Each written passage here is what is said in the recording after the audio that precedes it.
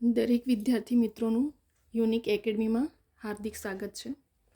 ફરીવાર આપણી રિઝનિંગના નવા ક્વેશ્ચન સાથે પરીક્ષામાં પૂછાયેલો ક્વેશ્ચન ટ્રેનની લંબાઈ. દરેક વિદ્યાર્થી મિત્રો જે સ્ટુડન્ટે એક્ઝામ આપી છે તે લોકોને તો ખબર જ હશે કે ટ્રેનના રિલેટેડ ક્વેશ્ચન પૂછાય છે અને પૂછાય જ છે.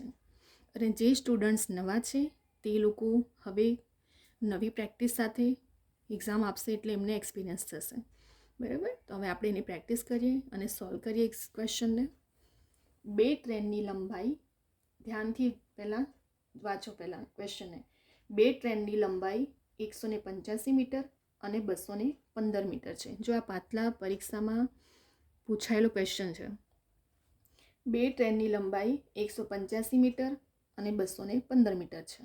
બરાબર, એક ટ્રેનની લંબાઈ 185 ને બીજીની 215. તેઓની ઝડપ પણ આપી દીધી છે. કેટલી? 50 અને 40 કિલોમીટર. તો બંને ટ્રેન વિરુદ્ધ દિશામાં સમાંતર લાઇન પર દોડે છે. કઈ દિશામાં? વિરુદ્ધ દિશામાં. તો કેટલા સમયમાં એકબીજાને પસાર કરશે? હવે વિદ્યાર્થી મિત્રો હંમેશા યાદ રાખજો કે સૂત્ર પ્રમાણે જ આપણે જવાનું છે. સૂત્ર ફોર્મ્યુલા શું છે? સમય બરાબર અંતરના છેદમાં ઝડપ. તમે જે રીતે સૂત્રમાં મૂકશો એટલે ફટાફટ તમને આઈડિયા આવી જશે કે આપણે કઈ રકમ કેવી રીતે મૂકવાની છે. બરાબર, અહીં આપણને અંતર કેટલું છે? લંબાઈ ટ્રેનની 185 અને 215. તો આપણે સૂત્ર પહેલાં લખી દઈએ. X plus y. એક્સ એટલે પ્રથમ ટ્રેન અને વાય એટલે બીજી ટ્રેન. યુ એટલે પ્રથમ ટ્રેનની કિલોમીટર અને વી એટલે બીજા ટ્રેનનું કિલોમીટર. એટલે યુ વી ધારી લેવાનું અને ટ્રેનને એક્સ અને વાય ધારી લેવાનું. ચલો, હવે યાદ રાખજો કે વિરુદ્ધ દિશા કે તો પછી સરવાળો થાય અને સમાંતર એક સમાન દિશા હોય તો પછી અહીં માઇનસ થઈ જશે. બરાબર, કરીએ એટલે વિરુદ્ધ દિશા છે એટલે આપણે અહીંયા પ્લસ કર્યું છે અને એક સમાન દિશા તો અહીંયા માઇનસ થઈ જશે. પરંતુ હજુ તમે કન્ફ્યુઝ થશો એટલે આપણે વિરુદ્ધ દિશા છે એટલે ધ્યાન જ રાખવાનું કે વિરુદ્ધ દિશા એટલે પ્લસ જ થવાનું છે. ચલો, 1 plus y, x plus y છેદમાં યુ પ્લસ વી ગુણ્યા 5/18. 5/18 આપણે એટલા મૂક્યું કે આપણે સેકન્ડ શોધવાનું છે. એટલા માટે હંમેશા સૂત્રમાં 5/18 તમારે મૂકી દેવાનું. આ સમય બરાબર અંતરના છેદમાં ઝડપ કરીને આ સૂત્ર પ્રમાણે મૂકી દેવાનું. એક્સ પ્લસ વાય અને છેદમાં યુ પ્લસ વી અને 5/18 એ સૂત્રનું છે. સેકન્ડમાં શોધવાનું હોય ત્યારે, કેમ કે આપણે સમયમાં શોધવાનું છે એટલા માટે. ચલો, પ્રથમ ટ્રેનની લંબાઈ કેટલી? 185. બીજા ટ્રેનની 215 છે. પ્રથમ ટ્રેનનું કિલોમીટર અવર કેટલું છે? 50. તો 50 મૂકી દઈશું. અહીં હવે મેં કહેતી હતી તમને કે જો સમાન દિશા હોય તો અહીંયા માઇનસ થઈ જશે અને વિરુદ્ધ દિશા હોય તો પ્લસ થાય. તો ચલો, પ્રથમનું કેટલું છે? 50 કિલોમીટર. વી એટલે બીજાનું 40 કિલોમીટર ગુણ્યા 5/18. 185 પ્લસ 215 કરશું. બંને ટ્રેનની લંબાઈનો સરવાળો કરવાનો. તો બંને ટ્રેનની લંબાઈનો સરવાળો 185 પ્લસ 215 400 થાય. હવે વેગ કિલોમીટર અવર ઝડપ છે તો ઝડપનો કરો. ચલો સરળો. 50 પ્રથમનો અને બીજાનો 40 એટલે 90 થાય અને સેકન્ડમાં શોધવાનું છે એટલે 5/18. 18 પંચા 90 ઉડી ગયું.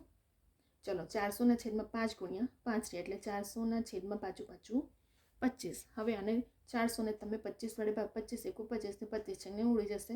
25 ચોક 100 પ્રમાણે તો 400 ભાગ્યા 25 કરતો 16 સેકન્ડ. આન્સર તમારો આવી જશે. ફરી એકવાર વિદ્યાર્થી મિત્રો, આ ક્વેશ્ચન પૂછાય છે ઘણી વખત ટ્રેનના, તો આપણે આના પર વધારે ફોકસ કરીએ. પાછલા પરીક્ષામાં પૂછાયું પણ છે. જો તમને વિરુદ્ધ દિશામાં કહે તો પછી તમારે ઝડપનો શું કરી દેવાનું? પ્લસ કરી દેવાનું અને જો સમાન દિશામાં કહે તો માઇનસ કરવાનું. બરાબર, અને સૂત્ર શું છે? સમય બરાબર અંતરના છેદમાં ઝડપ. શું છે? સમય બરાબર અંતરના છેદમાં ઝડપ. ટી, સમય એટલે ટી ટાઈમનો.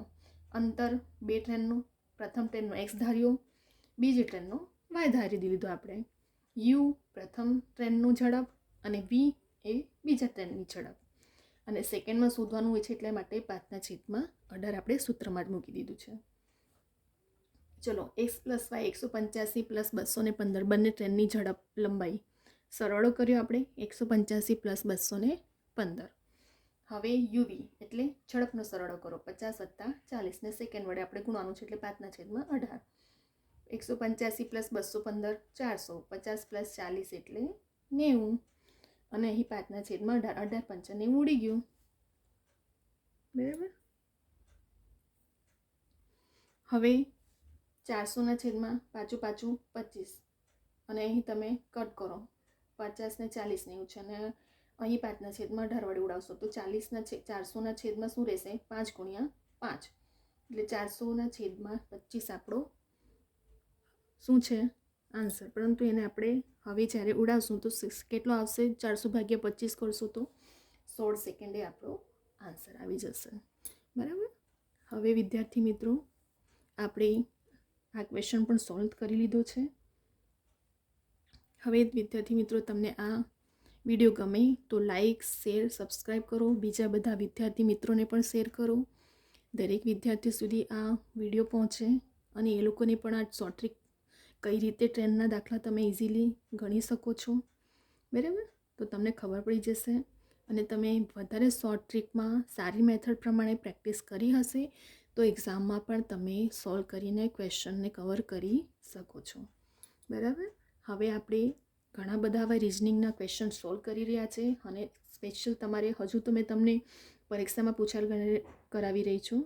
ઘણા બધા આપણે વિડીયો એવા લઈને આવશું કે જેથી કરીને સ્ટેપ બાય સ્ટેપ દરેક ટ્રેન્ડના જ હશે, કે પછી બધા અંતરો સરેરાશના શોધવાના હશે, જેથી તમને વધારે ડીપમાં સમજ પડશે. હજી આપણે અહીં પેપર સોલ્વના ક્વેશ્ચન કરાવી રહ્યા છે. તમને ગમે આ વિડીયો તો લાઈક, શેર, સબસ્ક્રાઈબ કરો. બીજા બધા વિદ્યાર્થી સુધી પણ પહોંચાડો.